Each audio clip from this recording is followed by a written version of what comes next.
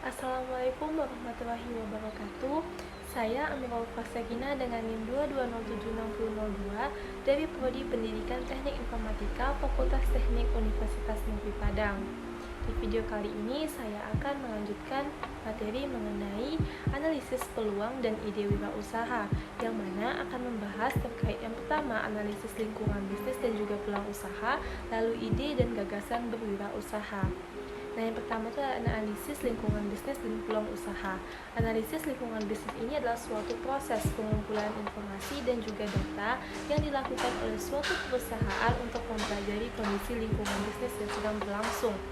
Dan tujuan dari analisis ini adalah untuk mengetahui peluang dan juga ancaman yang mungkin terjadi dalam bisnis perusahaan tersebut. Pada dasarnya, lingkungan bisnis ini adalah nilai keseluruhan dari individu, dari institusi, maupun dari kekuatan lain yang berasal dari di luar kontrol perusahaan. Tapi perusahaan tetap bergantung pada mereka karena dapat mempengaruhi performa dan juga keberlanjutan perusahaan. Memahami sifat lingkungan bisnis dan perubahannya merupakan bagian dari analisis lingkungan bisnis dan dalam merancang strategi kompetitif. Hal tersebut untuk memastikan perusahaan memiliki strategi sukses yang tepat tidak hanya di masa sekarang, tetapi juga di masa yang akan datang. Hal-hal yang dapat menjadi pertimbangan dalam analisis lingkungan bisnis adalah kompetitor, pemasok, media, kelompok pelanggan, pemerintah, kondisi pasar, kondisi ekonomi, teknologi, pemodal, tren, dan juga beragam pihak lain yang berasal dari luar perusahaan. Contohnya, yaitu kebijakan kenaikan nilai pajak pertambahan nilai ataupun PPN yang dikeluarkan oleh pihak pemerintah berpotensi membuat pelanggan akan membeli produk dalam jumlah yang lebih sedikit daripada yang dijual. Dalam hal ini, bisnis harus menetapkan kembali harga jualnya agar bisa keluar dari masalah tersebut. Lalu beberapa faktor yang perlu diperhatikan dalam analisis lingkungan bisnis yaitu faktor dari ekonomi, politik, sosial, teknologi, dan juga hukum. Dalam faktor ekonomi, perusahaan harus memperhatikan pertumbuhan ekonomi, inflasi, dan juga kebijakan moneter yang sedang berlangsung. Dalam faktor politik, perusahaan harus memperhatikan stabilitas politik, kebijakan pemerintah yang berdampak pada bisnis, dan juga dari hubungan internasional. Lalu untuk faktor sosial, yaitu perusahaan harus memperhatikan perubahan perilaku konsumen, budaya, dan juga tren. Dalam faktor teknologi, perusahaan harus memperhatikan perkembangan teknologi dan juga inovasi. Dalam faktor hukum, perusahaan harus memperhatikan regulasi dan juga kebijakan hukum yang berlaku. Lalu setelah dilakukannya analisis lingkungan bisnis, perusahaan dapat menentukan peluang usaha yang sesuai dengan kondisi lingkungan bisnis yang ada. Lalu peluang usaha ini dapat muncul dari perubahan perilaku konsumen, perkembangan teknologi, ataupun dari kebijakan pemerintah yang baru. Lalu yang kedua itulah mengenai ide dan juga gagasan berwirausaha. Ide dan gagasan berwirausaha ini yaitu konsep yang dapat dijadikan dasar untuk memulai usaha. Ide dan juga gagasan ini dapat muncul dari pengalaman hidup, hobi, ataupun dari minat seseorang. Ada banyak cara yang bisa dilakukan untuk mengetahui bagaimana cara memulai sebuah ide ataupun gagasan usaha.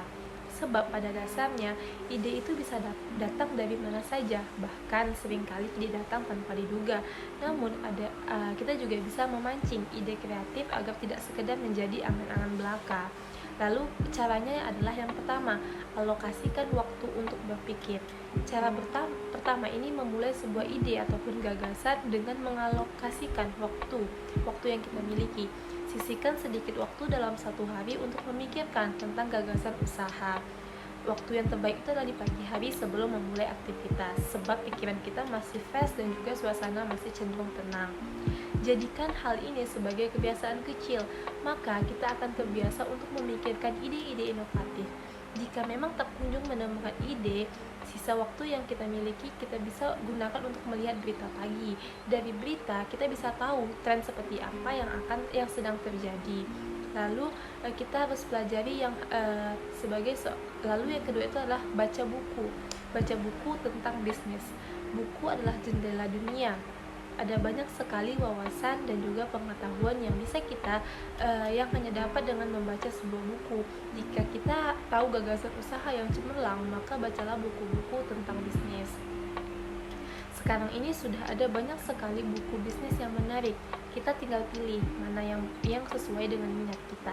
Agar ilmu yang didapat dari buku tak cepat hilang, buatlah bisa dengan membuat catatan kecil, sediakan agenda ataupun note untuk mencatat hal-hal yang menarik dari buku tersebut. Lalu yang ketiga itulah ikuti berbagai seminar bisnis. Apabila kita termasuk tipe yang lebih suka mendengar langsung dari para pakar, bisa coba mengikuti seminar bisnis. Lewat seminar ini kita bisa berinteraksi langsung dengan pelaku dan juga pakar bisnis. Ilmu yang didapat pun tentu lebih mudah dipahami karena dipaparkan langsung oleh ahlinya. Selain itu, kita juga bisa menjalin networking dengan sesama peserta seminar yang menjalankan usaha dan beberapa cara lainnya. Dari contoh ide dan gagasan di luar usaha ini dapat dijadikan acuan. Yang pertama itu adalah dari usaha kuliner, seperti dari catering, warung makan, ataupun kafe. Usaha jasa seperti jasa pengiriman, jasa kebersihan, ataupun dari jasa reparasi. Lalu usaha kreatif ini seperti desain grafis, produksi konten digital, ataupun yang lainnya.